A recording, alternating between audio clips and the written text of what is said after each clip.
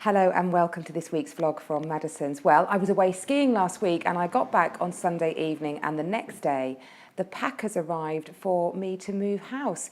It's always interesting to put yourself in the shoes of your buyers and sellers, I think, every now and again, and get an insight into their world.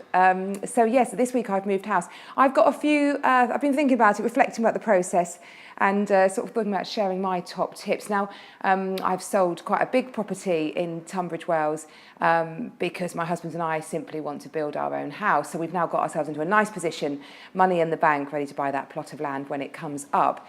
So we've gone into a rental, which is much smaller than where we were before. So I went through my house religiously before the packers come in. I would recommend anybody to get a quote on how much it costs you to get packed up as opposed to just being moved. It's amazing how the difference is not great actually, and it's a really great benefit for you. But because we were heavily downsizing in the interim, I need to go through the whole house. And of course, it's a great reason to have a sort out. And I thought I'd got really organised, but what I hadn't thought about was where all those boxes were going to go in that small house when I moved in and before I got unpacked. My children were quite excited about the move. Certainly my middle child, my daughter Bella, was very, very excited. And I think when she then came home on Tuesday evening to the new property and found it just complete chaos and boxes everywhere, it was quite upsetting for her actually. So I think there's a lot to be said for preparing your children for what the process is going to be like. You're going to move into a new property. It's certainly not going to feel like home for a week or so. You'll get things fairly straight, but there will be a lot of unpacking to do and other priorities than just simply hanging her pictures in her bedroom. We need to find out other things as well. I think I needed to communicate more with my removal men. I had a fabulous firm, Magic Moves, who are absolutely brilliant. I couldn't recommend them enough, but I didn't tell them enough of what was going where, and think about where they could put stuff when all those boxes kept coming and coming and coming. And so, for example, quite a few of our rugs have got to go into store, but quite a few we needed at the new property, and I just needed those down before the furniture went down. It sounds so obvious now, but they just didn't know, so they couldn't help me with that. Obviously do as much prep as possible. We had a really long delay between exchange and completion, about 7 weeks, which was lovely. So I thought I'd been quite organised, but as always, there's always more to do. And the one thing I should have done was packed a box of real essentials. When the packers come in, they pack you up and you'll come home on the night before you move and everything is gone. I thought I'd got my head around what I needed, but I hadn't in total.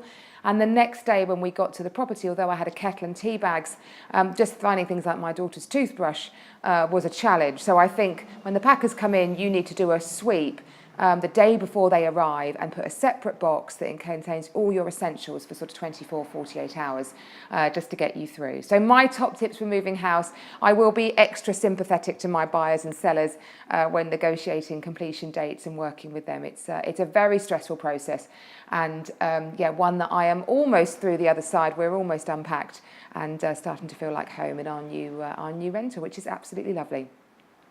Well, I've come back as well. There's a real spring atmosphere in the air. I'm negotiating 2 offers this week. We've got lots of viewings. The market is definitely picking up, as it always does this time of year. I think people remain fed up about Brexit and simply want to move on with their plans. Look what I've done. I'm a living example of that I just want to build my house, so I've got on with selling it.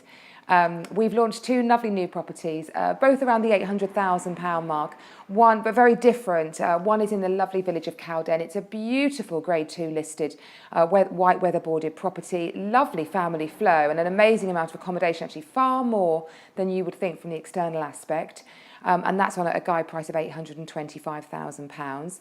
And also another 4-bedroom property here right in the heart of town, overlooking Claremont Primary School, on at a guide price of £800,000. A fabulous position with that one, and a really lovely Victorian townhouse in great order. So do give us a call if either of those are of interest. Well, I'm conscious that this week's not been as newsy as normal, so next week normal service will resume, and I'm going to have a look at 2 companies who've had differing fortunes over the last week published on the stock exchange, who are important to the property market, Rightmove and Purple Bricks.